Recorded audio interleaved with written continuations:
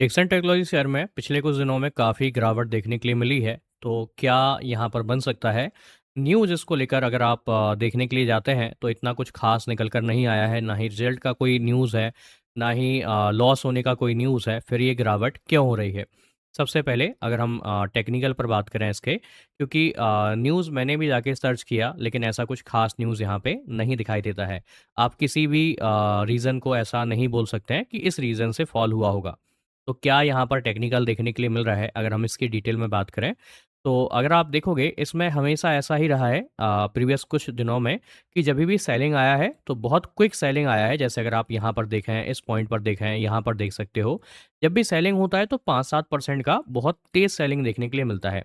अभी अगर हम प्रीवियस इसके सेलिंग जोन्स को मार्क करें तो एक लेवल जैसे आपको यहाँ पर दिखाई देता है,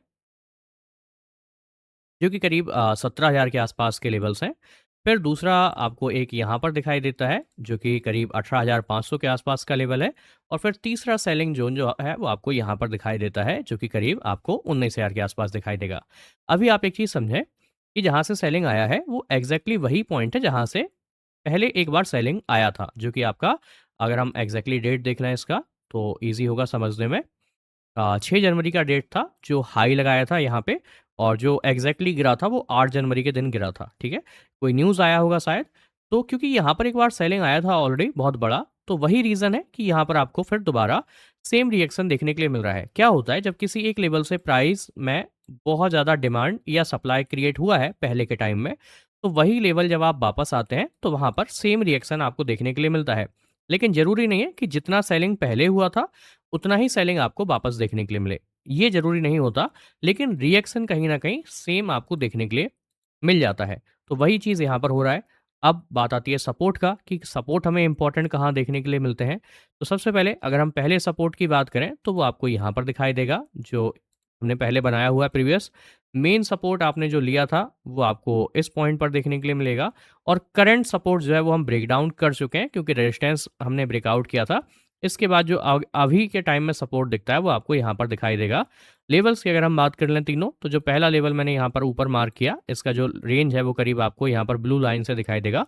15,800 से 600 का लेवल है, दूसरा 15,000 का, और तीसरा 13,000 का। अभी अगर हम बात करें तो ये लेवल हमारे लिए सपोर्ट बनना चाहिए था, जो कि करीब 17,000 का लेवल था।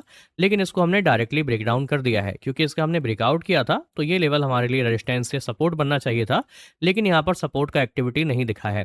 तो अभी हमारे पास मेजर सपोर्ट जो है वो करीब 15,700 के आसपास आपको दिखाई देता है। आज का लो ऑलरेडी हमने 17,900 के आसपास का लगा लिया है। ये लेवल्स पिन पॉइंट नहीं होते हैं, तो हो सकता है कि यहाँ से भी आपको रिवर्सल देखने के लिए मिल जाए। मेरे हिसाब से अगर मैं अपनी बात करूं तो यहाँ पर एक अच्छा सपोर्ट है।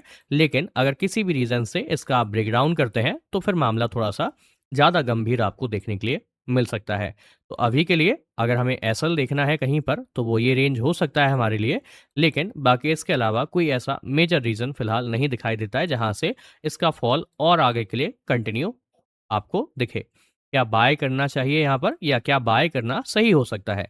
तो मेरे हिसाब से ऐसा जब सेलिंग आपको देखने के लिए मिल रहा है तो वहाँ पर डायरेक्टली बाय करना कोई भी समझदारी का काम नहीं होगा।